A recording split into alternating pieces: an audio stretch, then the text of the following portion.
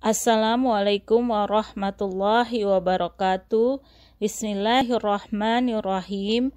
Hari ketiga, sang pemilik Ka'bah.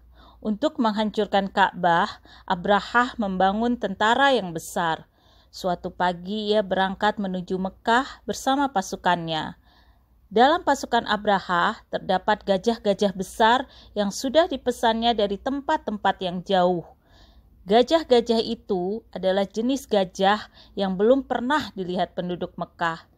Abrahah menghiasi gajah-gajah itu dengan kain yang berwarna-warni. Gajah yang paling kuat adalah seekor gajah raksasa yang diberi nama Mahmud.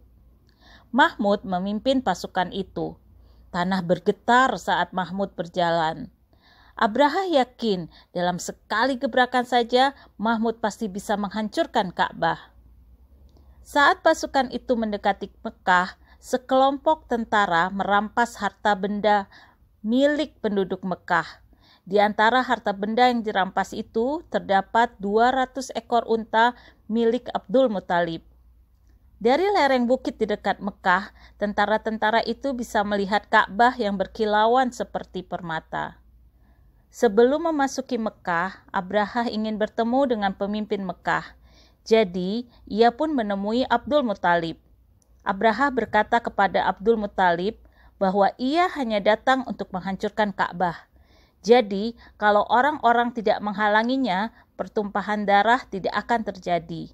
Lalu Abrahah bertanya, apakah ada yang diinginkan Abdul Muthalib darinya? Jawab Abdul Muthalib, tentaramu merampas 200 ekor untaku. Aku mau unta-unta itu dikembalikan kepadaku. Abrahah terkejut mendengar jawaban itu. Ia berkata, kukira kau akan memintaku agar tidak menghancurkan Ka'bah, tapi ternyata kau hanya mengurusi untamu. Aku sudah menilaimu terlalu tinggi. Sekarang aku tahu, ternyata aku sudah salah menilaimu sebagai seorang pemimpin terpandang. Abdul Muthalib menjawab, aku adalah pemilik unta-unta itu. Dan aku berkewajiban melindungi unta-unta itu. Tapi pemilik Ka'bah adalah Allah. Jadi Allah sendiri yang akan melindunginya. Abrahah sangat marah mendengar jawaban itu. Ia berteriak, dia tidak akan bisa melindunginya dariku. Abdul Muthalib balas berteriak, kita lihat saja. Abdul Muthalib pun mendapatkan kembali unta-untanya dan kembali ke Mekah bersama unta-untanya. Setelah sampai di Mekah, ia segera menuju Ka'bah dan berdoa, ya Allah, hamba-Mu ini sudah melindungi apa yang menjadi miliknya, dan sekarang Engkaulah yang akan melindungi apa yang menjadi milik-Mu. Sesudah itu, ia memberitahu penduduk Mekah untuk meninggalkan negeri mereka. Abdul Muthalib kemudian pergi bersama mereka ke sebuah bukit untuk mengamati Mekah.